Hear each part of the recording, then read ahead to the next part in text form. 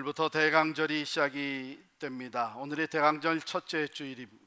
대강절은 여러분 아시는 대로 12월 25일 크리스마스 전 4주를 가르쳐서 대강절이라고 합니다. 그래서 첫째 주일, 둘째 주일, 셋째 주일, 넷째 주일, 그리고 크리스마스 데이 이렇게 돼요. 저는 이번 대강절을 이렇게 맞이하면서 남모르는 기쁨이 있습니다.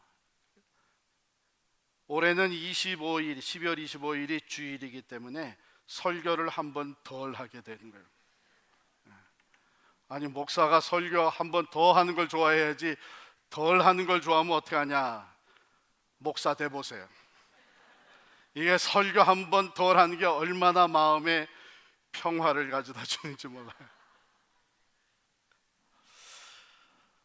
대강절, 주님 오심을 기다리는 절기예요.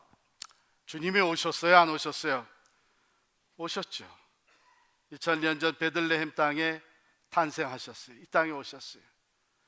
그래서 잘못하게 되면 대강절을 이미 오신 예수님을 기념하는 기간, 또 여러 가지 행사와 프로그램을 통해서 그 당시의 상황을 재현하는 그런 절기로 생각할 수가 있어요. 물론 그것도 중요합니다.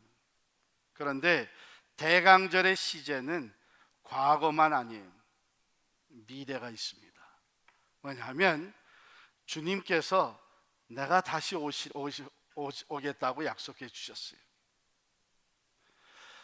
이미 오신 주님은 우리 안에 이 땅에 하나님의 나라를 세우시고 우리 안에 구원을 이루시고 다시 오시게 되는데, 이 재림의 사건을 통해서 이미 시작된 하나님의 나라가 완성이 되고 이미 시작된 우리의 구원이 완전하게 이루어지는 거예요. 그 완전하게 이루어진다는 것이 뭐냐? 여러분, 우리가 구원을 받았지만, 우리의 영혼이 구원을 받았지만 구원받지 못한 육신을 입고 살아가요. 그런데 우리가 이 세상을 떠나게 되면, 또는 그 전에 주님이 오시게 되면 이 육신을 벗어버리게 됩니다. 그리고 주님 다시 오실 때에 부활체로 갈아입게 되는, 그때에 우리의 구원이 완전하게 이루어지는 거예요.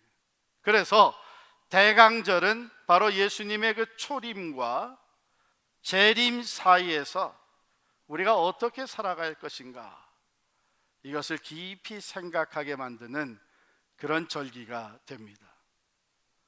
대강절 첫째 주일, 오늘 주시는 메시지는 깨어있으라 하는 거예요. 깨어있으라. 이것이 얼마나 중요하면 본문 말씀에 예수님이 4번이나 강조해서 깨어있으라고 하십니다. 33절에 보면 주의하라 깨어있으라, 또 34절에 문지기에게 깨어있으라 명함과 같으니, 35절에 그러므로 깨어있으라, 마지막 37절에도 깨어있으라. 깨어있으라. 그럼 이게 무슨 의미인가? 물론 육체적으로는 자지 않고 깨어있으라는 얘기인데 그거보다 더 깊은 의미가 있죠. 잠자지 말고 깨어있으라. 첫 번째 우리가 깨어 있어야 할 것은 말씀에 깨어 있어야 합니다.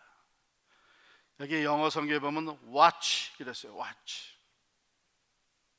말씀에 깨어 있어야 됩니다. 28절부터 31절 보면은요, 무화과 나무의 비유를 얘기를 합니다. 이제 여름이 가까운 줄을, 무화과 나무 가지가 연하여지고 잎사귀를 내면 우리가 그 현상을 봐서 이제 여름이 가까웠구나 얘기하게 돼. 이런 비유를 하시면서 예수님이 이런 얘기를 해요. 이와 같이 너희가 이런 일이 일어나는 것을 보거든. 이런 일은 뭐냐 하면 그 13장 앞에서 3절부터 마지막 날 종말의 징조에 대해서 얘기하신 것들이 쭉 나와요. 즉, 미혹하는 사람들이 많이 나타날 것이다.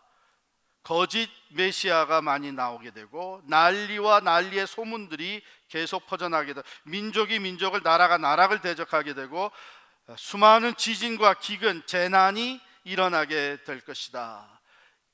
신앙을 가진 사람들이 붙들려 가게 되고 핍박을 받게 되고 고난을 당하게 될 것이다.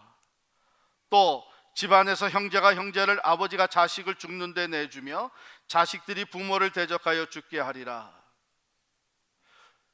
이런 일들이 마지막 때 일어나는 거예요. 사실은 이미 우리가 그것들을 많이 보고 또한 겪고 있습니다. 자, 이런 일이 일어나는 것을 보거든 29절이죠. 인자가 가까이 곧 문 앞에 이른 줄을 알라.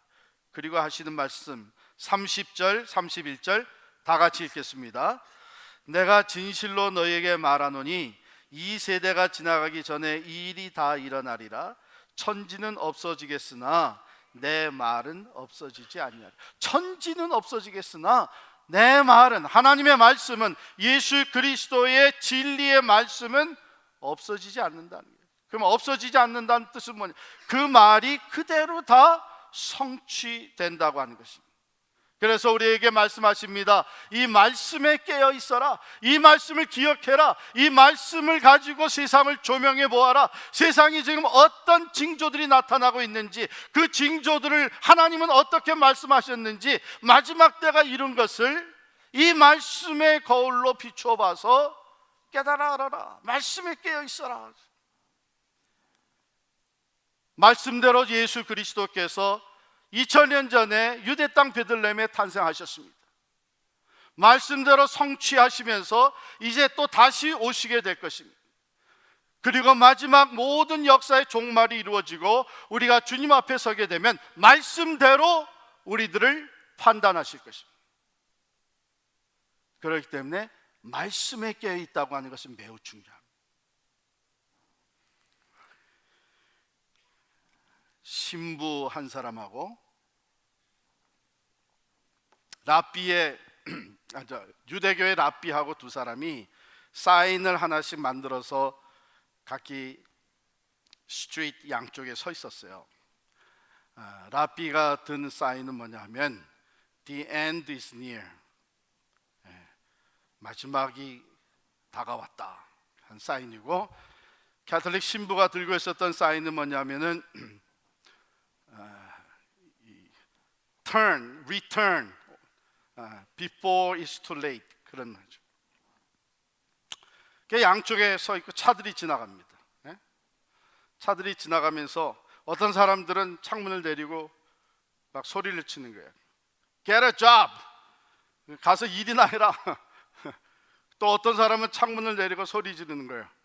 이 광신자들아 그러면서 세웠어요. 그리고 지나간 차가 조금 가 있다가 코너를 돌면서 끽 하더니 첨벙하는 소리가 들리는 거예요. 또 그 다음에 또 다른 차가 끽 하더니 또 첨벙하는 거예요. 그래가지고서는 이 신부하고 랍비가 다시 만나서 이거 이럴 게 아니다, 우리가 사인을 좀 바꿔야 되겠다. 그래가지고 사인을 바꿨는데 Bridge out, 다리가 끊어졌습니다 하는 사인으로 바꾼 거예요. 여러분, 하나님의 말씀이 우리에게 주어지면 심각하게 받아야 됩니다. 왜냐하면 오늘 주님 말씀하시는 것이 마지막 때가 이르렀다는 거예요. 그 마지막 때에 우리가 그 마지막 때를 잘 준비할 수 있도록 그때에 나타나는 현상들에 대해서, 징조에 대해서 구체적으로 말씀해 주셨어요. 그러면서 4번씩이나 강조하기를 깨어 있어라, 깨어 있어라. 이 말씀에 깨어 있어라. 이 말씀으로 세상을 분별하도록 해라. 때를 알도록 해라. 마지막 때가 너의 마지막 때가 아니 역사의 마지막이, 종말이 가까운 것을 깨달아라. 말씀에 깨어 있으라는 거예요. 여러분, 하나님의 말씀이 지금 여러분의 삶 속에 어디쯤 와 있습니까? 갑자기 예배드리자면 성경책 찾기도 힘들 정도로 지금 어디 있는지 모르십니까? 선반에 그냥 있어요.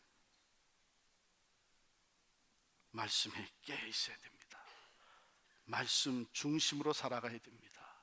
말씀으로 세상을 비춰보고, 말씀으로 하나님의 때를 깨달아 알고, 말씀으로 하나님 앞에 설 준비를 하면서 살아가야 됩니다. 말씀은 분명히 우리에게 선포합니다.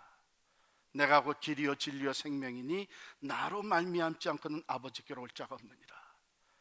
마지막에 구원받는 것은, 하나님 나라에 들어가는 것은, 지옥이 아니라 천국에 들어가는 것은 오직 예수 그리스도를 통해서만 들어갈 수 있다고 합니다. 하나님의 말씀이 궁극적인 우리 심판자가 됩니다. 우리가 말씀대로 살았느냐 그렇지 않느냐 하는 거기에서 우리의 행한 모든 것에 대해서 하나님이 갚아주실 것입니다. 그러므로 여기 깨어있으라고 하는 것은 먼저 말씀에 깨어있으라 하는 말, 두 번째는 사명에 깨어있어야 합니다. 여기 34절부터 봅니다. 가령 사람이 집을 떠나 타국으로 갈 때에 그 종들에게 권한을 주어 각각 사물을 맡기며 문지기에게 깨어있으라 명함과 같으니, 그러므로 깨어있으라. 집주인이 언제 오는지, 혹 저물 때일인지 밤중일인지 다굴 때인지 새벽일인지 너희가 알지 못함이라. 그가 호련히 와서 너희가 자는 것을 보지 않도록 해라.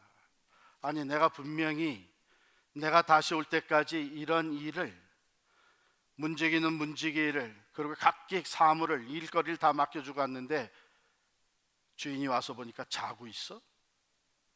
자기 일은 하지 아니하고 자고 있어? 그런 상황이 펼쳐지지 않도록 우리는 사명에 깨어 있어야 합니다. 사명에 깨어 있어야 돼요.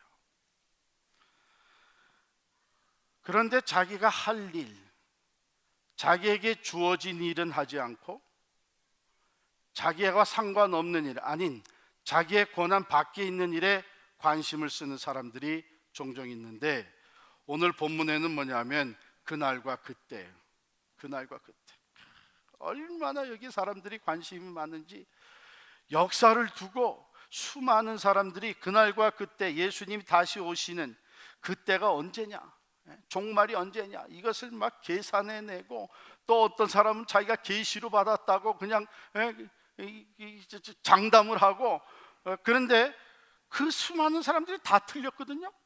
다 틀렸는데도 오늘날 또 그 짓을 또 하는 사람들이 또 있어요.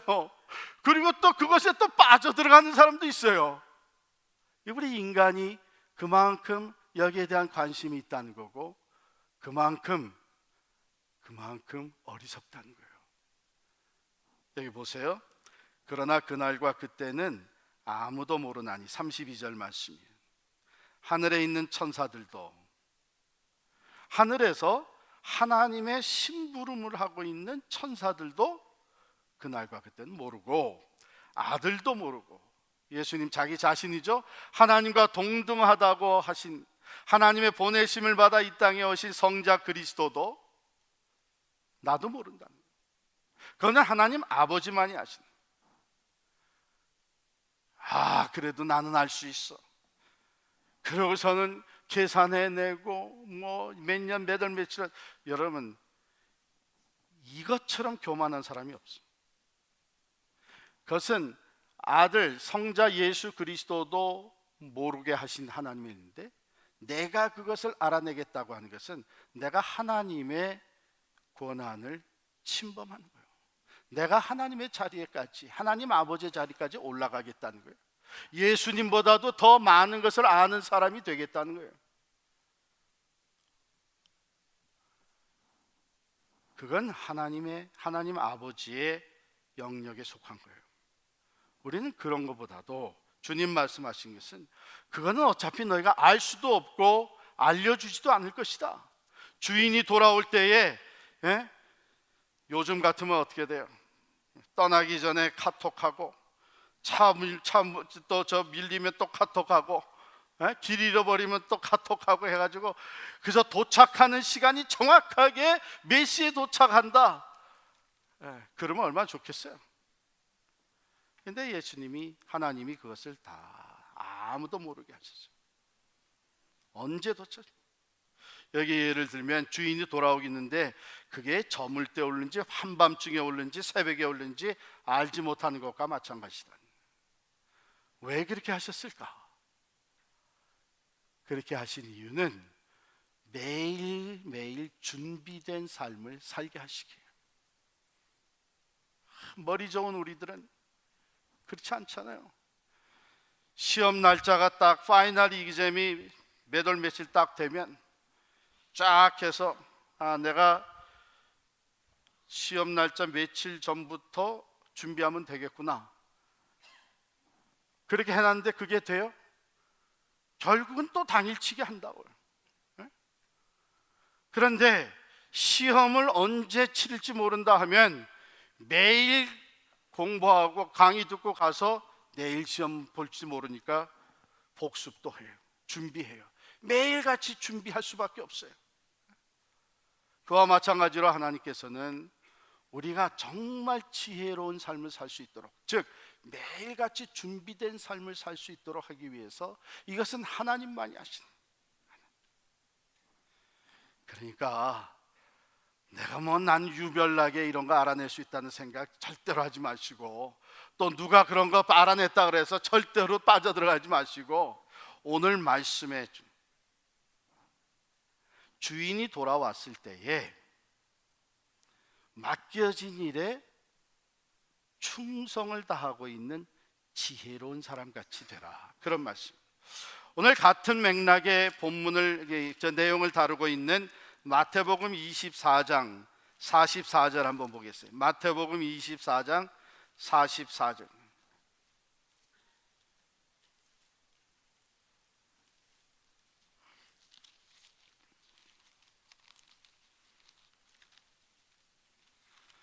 거기에 보면 이런 말씀이 나옵니다. 이러므로 너희도 준비하고 있으라. 생각하지 않은 때에 인자가 오리라. 충성되고 지혜 있는 종이 되어 주인에게 그 집 사람들을 맡아 때를 따라 양식을 나눠줄 자가 누구냐? 주인이 올 때에 그 종이 이렇게 하는 것을 보면 그 종이 복이 있으리라. 2차 세계대전 때에 독일의 그 유명한 신학자 디트리히 본호퍼가 잡혀 들어갔습니다. 왜냐하면 히틀러에게 대항을 했어요. 그래서 사실은 히틀러를 죽이려고 하는 그런 계획을 세웠어요. 그랬다가 이제 잡혀 들어갔어요. 그러나 이 본호퍼는 들어가서도 수많은 그리스도인들에게 인커리지를 하고 도전을 했습니다. 우리는 계속해서 이 히틀러와 또한 나치 이 당에 대항을 해야 됩니다. 이것은 죄악입니다. 수많은 사람들이 생명을 빼앗기고 있습니다. 이것은 악한 일입니다. 우리가 투쟁을 해야 됩니다. 그러니까 한 그룹의 또 다른 크리스천들이 그 본호퍼에게 이런 얘기를 했습니다.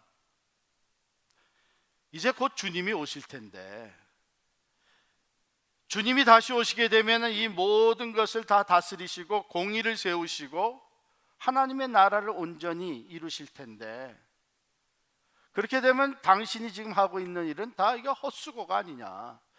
왜 구태 이렇게 어려움을, 위험을 초래하는 일을 하느냐? 그렇게 얘기를 했을 때 본호퍼가 대답하기를, If Jesus returns tomorrow, then tomorrow I will take rest. 예수님이 내일 다시 오신다면 나는 내일 이 모든 수고를 그치고 쉴 것입니다. 그러나 today I have work to do. 그러나 오늘은 내가 해야 될 일이 있습니다. I will continue this struggle until it's finished. 이것이 완성될 때까지, 이 일이 온전히 이루어질 때까지 난 계속해서 갈등하며 투쟁할 것입니다. 사랑하는 성도 여러분, 우리는 사명에 깨어 있어야 합니다. 오늘 우리들에게 맡겨주신 일에 충성을 다하는 지혜로운 자가 돼. 왜? 오늘 주님이 나를 불러가실지 모르는 거예요. 오늘 밤에 주님 다시 오실지 모르는 거예요. 그렇기 때문에 우리에게 맡겨주신 일, 내 이웃을 사랑해라. 가난한 자를 돌아보아라. 굶주린 자에게 먹을 것을 주어라. 나그네를 대접해라. 원수까지 축복하면서 위에서 기도해라. 할 수만 있거든 너희로서는 화평을 이루어라. 때를 얻든지 못 얻든지 하나님의 말씀 생명의 복음을 전파하여라. 온 천하에 다니며 복음을 전하여라. 너희가 살아가는 삶의 영역에서 예수의 산 증인 되어 살아라. 오늘 우리가 해야 될 일이 이렇게 분명하게 주어져 있습니다. 우리는 사명에 깨어 있어야 합니다. 주님 반드시 다시 오십니다. 어쩌면 그 전에 주님이 우리를 불러가십니다. 그날까지 오늘 우리에게 주어진 일에 충성을 다하는 것, 그것이 사명에 깨어 있는 것입니다. 세 번째로 우리는 소망 중에 깨어 있어야 합니다. 홀 린세이라고 하는 분이 세계 종말을 위한 소망이라고 하는 책을 쓰면서 그 책의 서두에 이런 말을 적어놨습니다. 인간이 음식이 없이 40일을 견딜 수 있다. 마실 물이 없이는 3일을 견딜 수 있다. 공기가 없이는 8분을 견딜 수가 있다. 그러나 소망이 없으면 1분도 살아갈 수가 없다 그랬어요. 그렇습니다. 내일에 대한 소망이 없다면 우리 인간은 낙심하고 좌절하고 쉽게 포기하고 맙니다. 우리가 깨어있다고 하는 것은 내일의 소망을 바라본다고 하는 뜻이에요. 그러므로 소망 중에 깨어 있어야 합니다. 주님이 우리의 소망이 되십니다. 주님이 다시 오신다고 하는 것이 우리에겐 소망이 됩니다. 왜냐하면 주님 다시 오시는 그날에 내가 이 땅에서 주님을 위해서 수고한 모든 것에 대해 주님이 갚아주실 것입니다. 내가 당한 모든 억울함을 주님께서 풀어주시고 갚아주실 것입니다. 모든 불의한 것을 물리치시고 공의를 세워주실 것입니다. 죽음의 권세까지도 이기시고 부활하신 그 주님께서 영원한 승리와 영광으로 나를 이끌어 주실 것입니다. 그것이 우리에게 주어진 소망입니다. 천국이 우리에게 주어져 있습니다. 영원한 생명과 영광이 예수 그리스도 안에서 우리에게 주어져 있습니다. 그러므로 믿음의 주여 또 온전케 하신 예수님만 바라보며 나아갈 때에 우리는 소망 중에 깨어 있을 수 있습니다. 세상이 아무리 우리를 어렵게 만들어도, 세상이 아무리 어둠과 악으로 뒤덮인다고 할지라도, 핍박과 시련이 우리를 엄습해 올지라도 우리는 소망 중에 든든히 서서 나갈 수 있습니다. 소망 중에 깨어있는 사람이 되어야 됩니다. 1984년도에 제가 신학교에, 이제 프린스턴 신학교에, 가족들은 1년 후에 오고 제가 먼저 1년 동안 와 있었어요. 그래서 기숙사에 들어가서 1년 지냈는데, 두 번째 학기에 제 옆에 방에 있는 미국 친구가 아마 비슷한 시간에 일어나가지고 이제 기도하는 시간을 가졌던 것 같은데, 이 친구도 일어나가지고 기도하는 것 같아요. 왜냐하면 그 새벽에 찬송을 부르는 소리가 들리는 거예요. 고요하니까 찬송 소리가 들려와요. 그런데 이 친구가 한 학기 내내 거의 매일 똑같은 찬송을 부릅니다. 어느 날 제가 학교 캠퍼스를 거닐면서 흥얼흥얼 찬송을 부르는데 바로 그 친구가 새벽마다 부르는 찬송을 내가 부르고 있더라고요. 이게 아주 내 머리에 박혔어 그냥.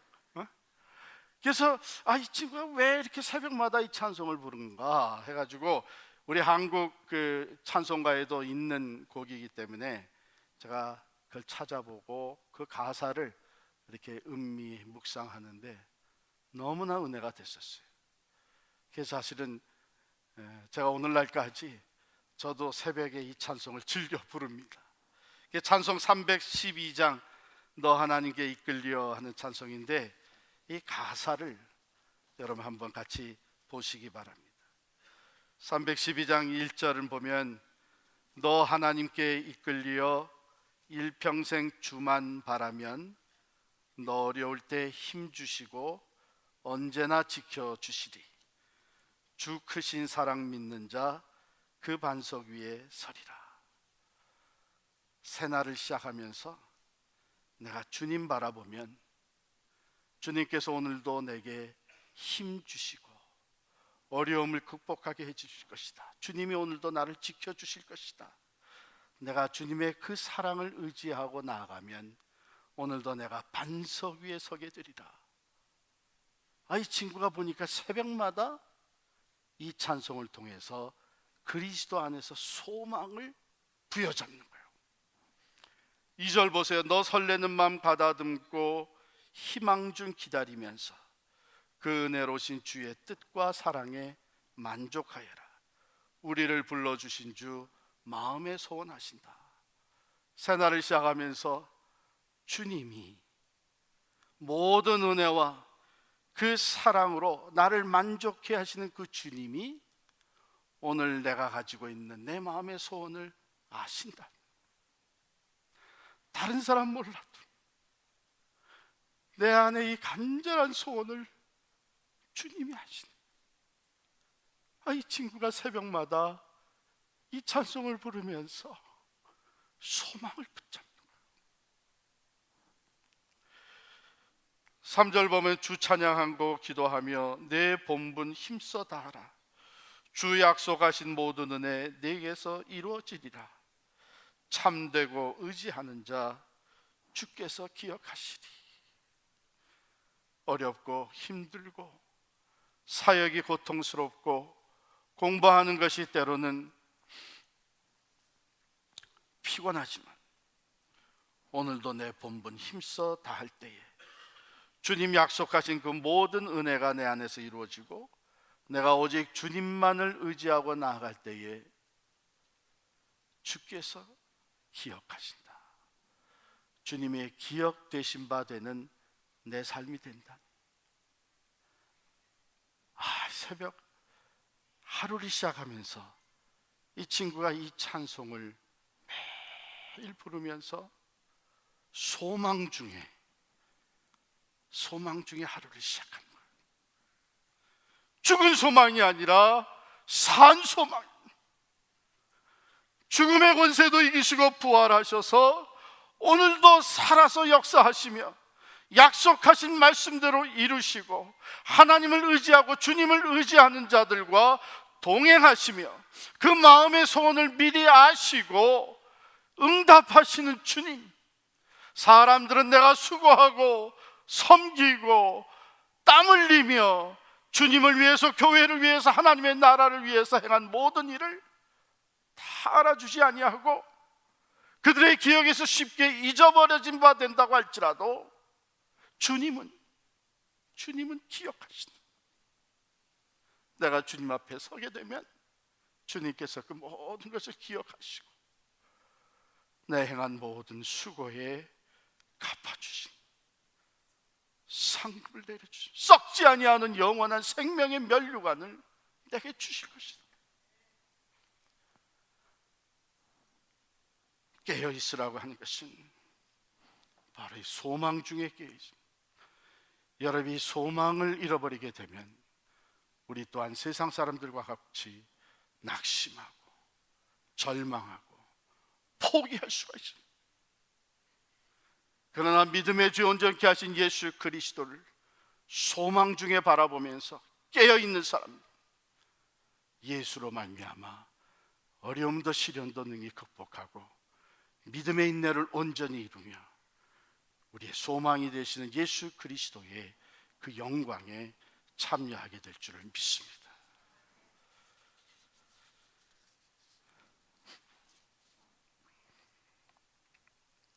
그러므로 이 대강절은 말씀에 깨어 있으면서 사명에 깨어 있으면서 소망 중에 깨어 있으면서 주님 만날 그날을 준비하는 거예요. 준비하는.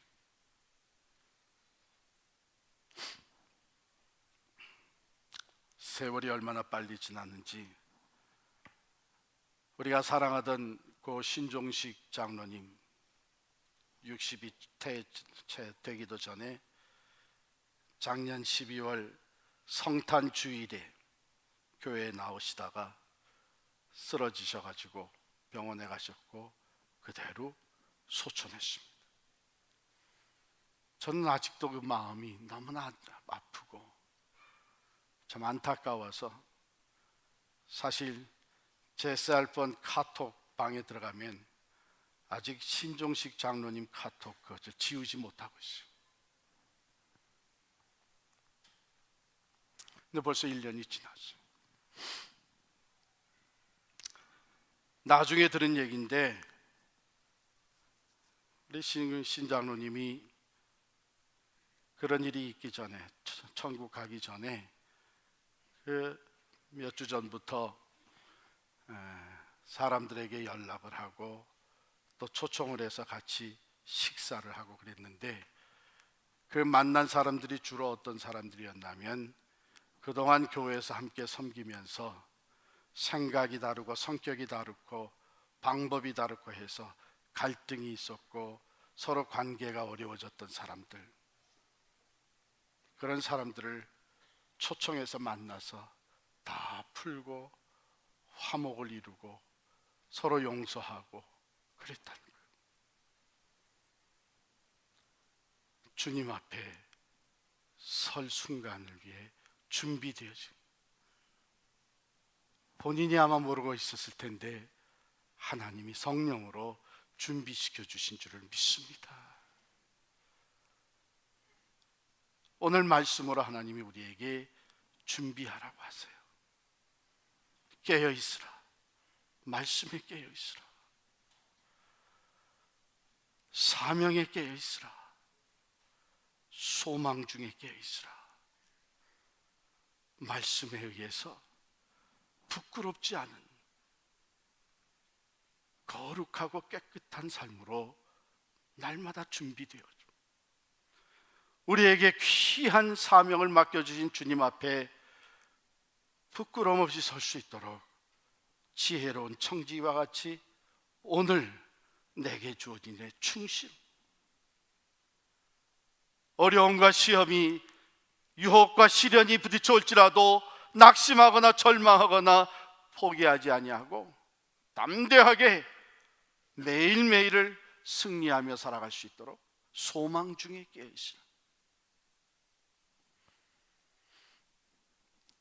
오늘 본문의 마지막 37절입니다. 37절 말씀 같이 읽겠습니다. 시작. 깨어있으라. 내가 너에게 말하는 이 말은 모든 사람에게 하는 말입니다. 이 말은 모든 사람에게, 깨어있으라 깨어있으라 4번이나 강조해서 주신 이 말씀은 어느 특정한 사람들에게 주시는 말씀이 아니라 모든 사람에게 주신 말씀이라는 겁니다. 저에게 주신 말씀이요, 여러분 한 사람 한 사람에게 주신 말씀이에요. 들어야 될 사람이 따로 있는 것이 아니라 내가 들어야 되는 말씀이에요. 영적으로 지금 잠자고 있는 나라면 깨어있으라고 말씀하시는 거예요. 말씀을 멀리하고 있다면 말씀에 깨어있으라고 말씀하시는 거예요. 주의 일에 힘쓰지 아니하고 세상 일로 바빠 있다면 사명에 깨어있으라고 주시는 말씀이에요. 소망을 잃어버리고 낙심하고 흔들리고 있다면 소망 중에 깨어있으라는 말씀이에요. 왜냐하면 예외는 없습니다. 모든 사람이 주님 다시 올 것을 보게 될 것입니다. 모든 사람이 한 사람도 예외 없이 심판대 앞에 서게 될 것입니다. 주님을 위해서 행한 일에 대해서 모든 사람이 그 상급을 받게 될 것입니다. 깨어 있으라. 기도하겠습니다.